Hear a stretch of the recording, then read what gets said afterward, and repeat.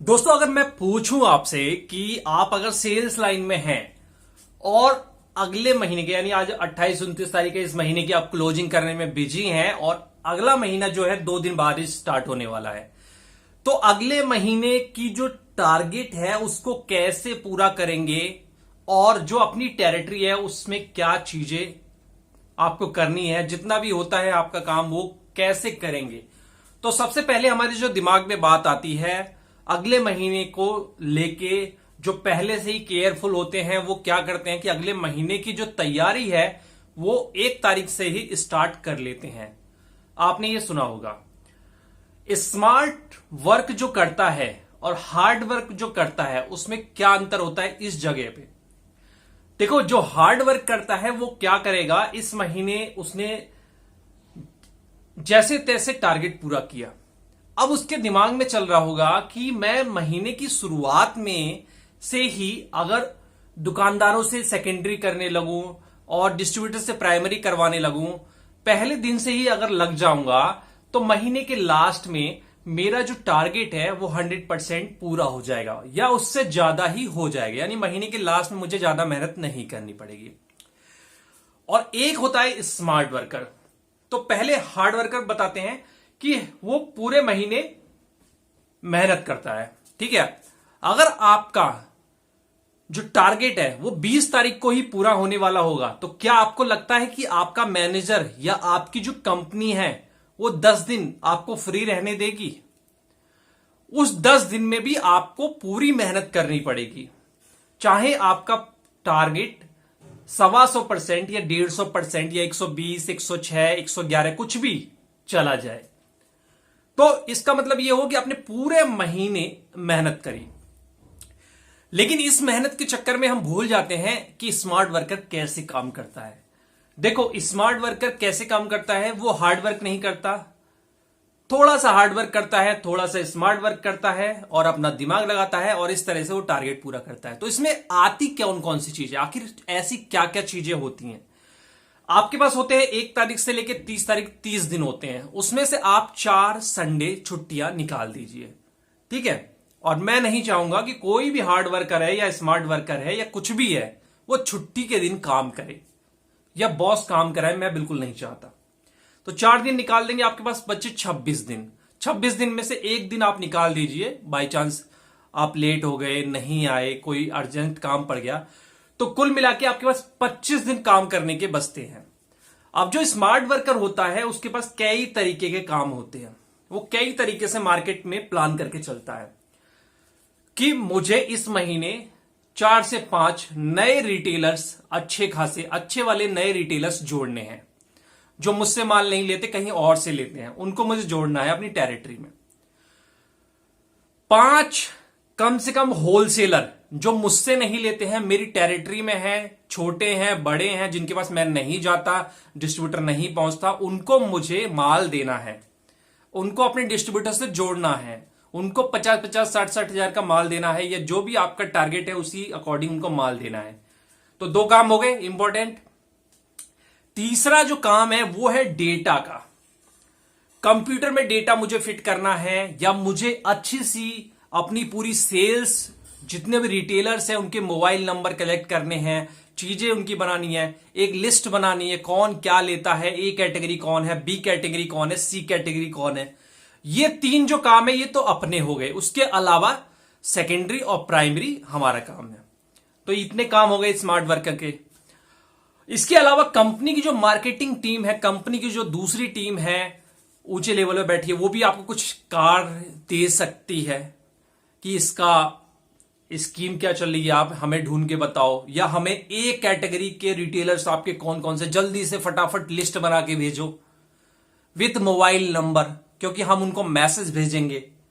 इस तरह के कई सारे काम आ जाते हैं। तो अगर आप हार्ड वर्कर हैं तो 1 तारीख से आप काम करते हैं 30 तारीख तक, उसके बीच में ये सब काम कब करेंगे?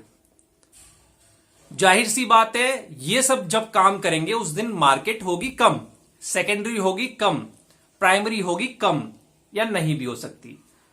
स्मार्ट वर्कर क्या करता है कि वो अपने दिमाग में ये जो 30 दिनों का फ्रेम है उसको सेट कैसे करता है कि जो मेहनत वाला काम है मेहनत वाला काम है वो बाद में करेंगे। और जो इस तरह के काम है कि कंपनी की नजर में वो इंपॉर्टेंट नहीं है, लेकिन मेरे लिए, मेरी टेरिटरी के लिए बहुत इंपॉर्टेंट है, जैसे कि डेटा कलेक्शन, 5 नए रिटेलर्स जोड़ना अच्छे, 5 होलसेलर को माल ठोकना, माल देना। एक बार में तो होगा नहीं, कई विजिट करनी पड़ेगी और डेटा बनाने के लिए एक जगह रुक के काम करना पड़ेगा। मैं बिल्कुल इस फेवर में नहीं हूं कि आप छुट्टी हो जाए और घर पर जाके डेटा का काम करें। कंपनी का काम है, कंपनी के टाइम में होना चाहिए।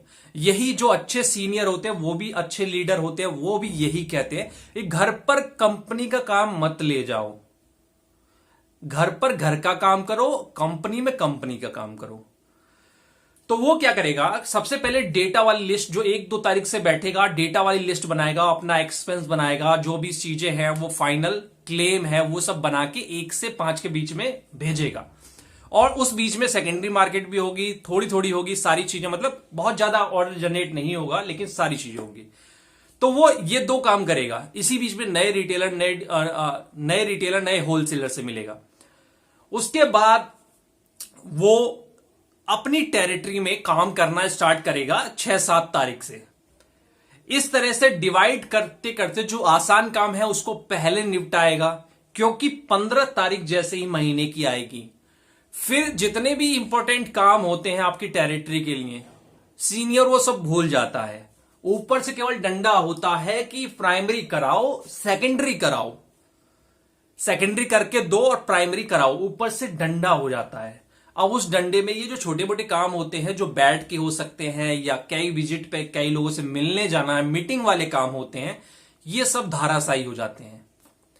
15 से लेकर 30 तक आपको ऑर्डर जनरेट करना है। तो स्मार्ट वर्कर ने अपना काम पहले कर लिया, जो वैसे काम थे। 15 से लेकर 30 तक वो सेल्स में लग जाता है और हार्ड वर्कर यहीं पर लड़खड़ा जाता है, क्योंकि जब वो शुरू से हार्ड वर्क कर रहा है और उसने वो शुरू वाले काम नहीं करे होते हैं, क्योंकि उसके बाद टाइम नहीं होता उस चीज के लिए, बीच में जब कंपनी वाले उससे मांगते हैं वो डेटा, तो वो दे नहीं पाता या उसकी सबको पता चल जाता है कि ये डेटा देने में वीक है। कंपनी में एक नेगेटिव इमेज भी बनती है उसकी, भले वो टारगेट पूरा करो। कंपनी में क्या बनता है कि ये बंदा ना सीनियर लेवल को संभाल नहीं सकता, क्योंकि डेटा वेटा तो ये हम कहते हैं तो 2-2 दिन लगाता, 3-3 दिन लगाता है, पर उसकी मेहनत को कोई नहीं देख रहा। तो यहां पर स्मार्ट वर्कर बनना है हार्ड वर्कर की जगह। स्मार्ट वर्क में ये चीज आ जाती है। आसान काम जितने हैं वो शुरुआत के 1 से 10 तारीख के बीच में कर लो। 10 तारीख से 30 तारीख तक केवल ऑर्डर, सेल के पीछे पड़े रहो। उसमें आपको कुछ नया काम नहीं करना, नए डिस्ट्रीब्यूटर से नहीं मिलना, नए लोगों से मीटिंग नहीं करनी, नए रिटेलर से मीटिंग नहीं करनी, नए होलसेलर से मीटिंग नहीं करनी। ठीक है, 1 से 10 के बीच में ये करो शुरुआत में। अब बाद में कठिन काम करो। अगर आप 1 तारीख से ही ऑर्डर जनरेट के चक्कर में पड़ जाएंगे तो आप नए लोगों से नहीं मिल पाएंगे, नई मीटिंग नहीं कर पाएंगे।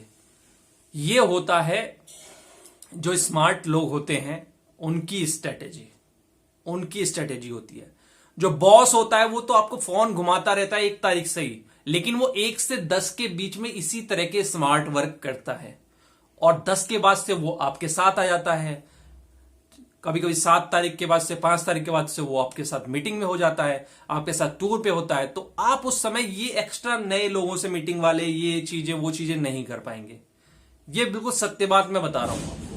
सबसे पहले जो आसान काम है उसको पहले कर लीजिए, कठिन काम को तो आपको करके ही देना है, क्योंकि ऊपर से डंडा कठिन काम के लिए ही ज्यादा रहेगा।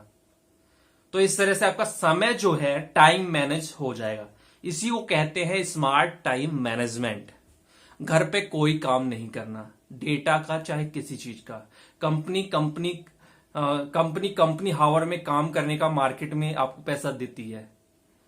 आप उतने समय में काम नहीं कर सकते तो आप किस बात के सेल्स पर्सन हैं, सोचिए।